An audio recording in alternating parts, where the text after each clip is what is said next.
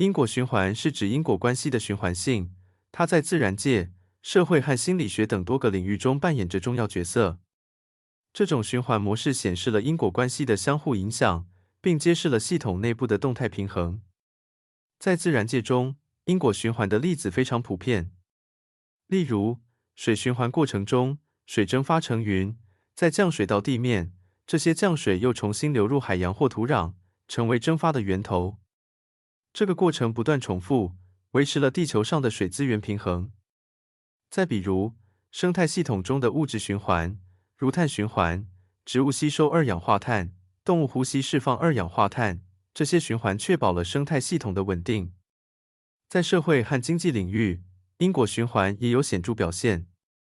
例如，经济增长会提高人们的收入，这促使消费增加，进而推动经济的进一步增长。这是一种正向循环。然而，经济衰退时，消费减少可能进一步压低经济，形成负向循环。理解这些循环关系能帮助政策制定者在经济波动中制定更有效的对策。心理学中，因果循环同样存在。例如，情绪状态与行为之间常形成循环。当一个人感到压力时，可能会改变行为，如逃避挑战，而这些行为又会加剧压力，形成负向循环。反之，积极的情绪和行为可以促进心理健康，形成良性循环。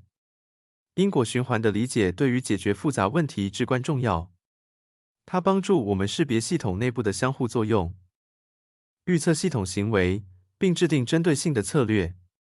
无论是在环境保护、经济发展还是心理辅导中，掌握因果循环的概念能够促进有效的干预和调整，从而改善系统的运行和结果。